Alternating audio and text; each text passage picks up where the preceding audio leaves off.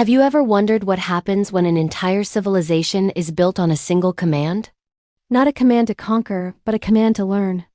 In the heart of the early Islamic world, a quiet revolution began not with swords, but with ink. When the first revelation came, the very first word was Iqra, read. And from that single powerful command, an entire civilization rose, carried on the wings of learning. Imagine a city where the air itself seemed to shimmer with parchment and possibility. This was Baghdad, the center of the world. Here, the great Caliph Al-Mun had a vision. He dreamed of a world where the knowledge of every culture could live side by side, enriching one another. To make this dream a reality, he built Bayt al-Hikmah, the House of Wisdom. This wasn't a fortress of stone and steel, but a sanctuary of minds. It was a place where brilliant scholars from Persia, Greece, India, and Arabia gathered. They weren't just translating ancient texts. They were creating a new conversation.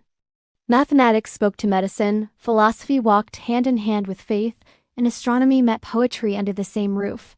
The House of Wisdom became the beating heart of human curiosity, a place where the light of discovery refused to sleep, a beacon for centuries to come. But the light didn't just shine in Baghdad. Far to the west, in the vibrant land of Al-Andalus, another flame was lit.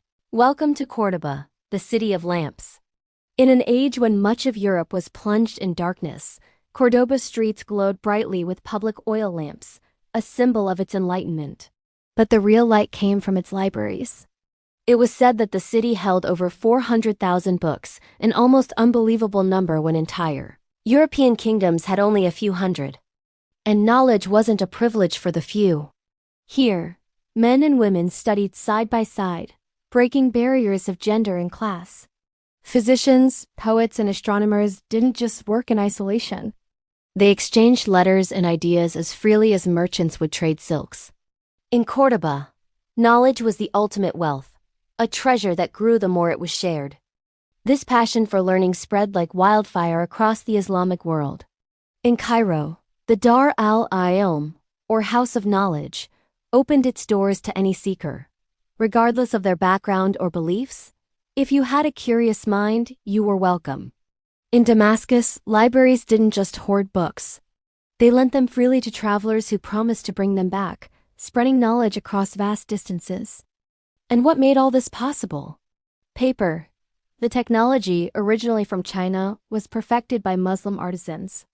Paper mills thrived, turning a rare luxury into an accessible tool for everyone. Suddenly, pages became as precious as